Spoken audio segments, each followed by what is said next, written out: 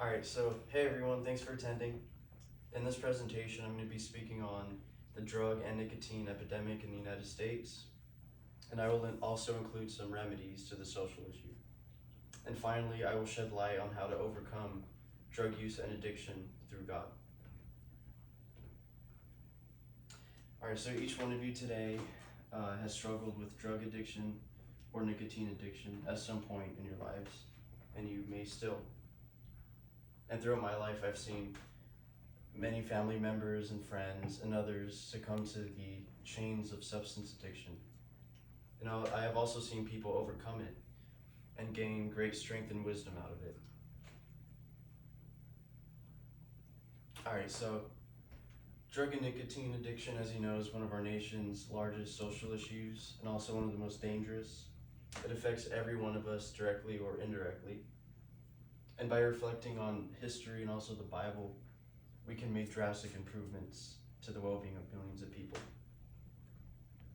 So firstly, I will show some quantitative data on the commonality of drug and nicotine addiction. And I'll also include some ways that you can help end it. And also I will shed light on the overcoming of addiction through God. Alright, so 11.5 of US adults currently smoke cigarettes. So that's about 1 in 10 Americans on average. And among Americans aged 12 and older, 37.3 million people were current illegal drug users. So that is 37 million lives potentially damaged and divided, and millions of family members and friends affected in some sort of way by drug use. Alright, so let's look at some potential solutions. So China is a country that battled terrible drug use. So they had an opium crisis in the late 1800s and mid 1900s, and over 25% of China's population were addicted to drugs. And now in 2024, China is a near drug-free country.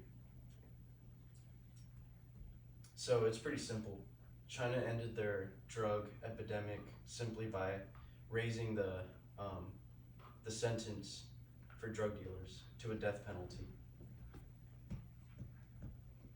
And I believe by reflecting upon this tried and tested law, we can implement something similar into our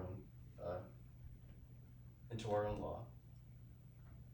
And so that could be just a harsher sentence for drug dealers who deal things like MDMA, heroin, cocaine, anything of that nature.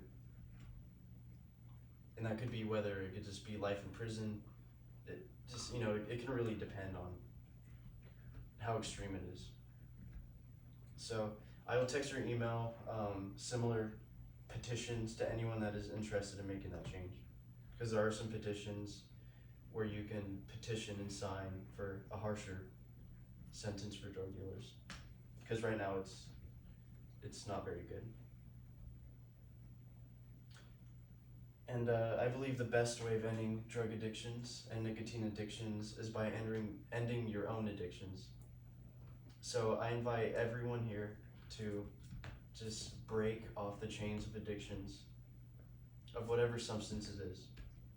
It could be nicotine, it could be coffee, just whatever that's unhealthy for you. Because you could be addicted to air, right? So just anything that's harsh, anything that divides you of your health, of good health, of your family, of just, you know what I mean. And so if you quit your own addictions, you can inspire the people around you, whether they're peers, whether they're friends or family, or the clients at work. You could inspire them to quit too. And so what can happen potentially is a domino effect of people just being inspired and quitting their addictions, or at least limiting them. So don't do it not only for yourself, but for the people around you and for the world too. Because it really affects just the overall well-being of our planet Earth, and also in cities and stuff. Like if you go to LA, there's a lot of needles and stuff on the floor. It's just there's a lot of dangers that come with drug addictions, and even nicotine addictions. All right, so this leads me to my next point, which is God can give you the strength you need to overcome addiction. So quitting addiction can be a very difficult process, and often people return to their bad habits in the process of recovery.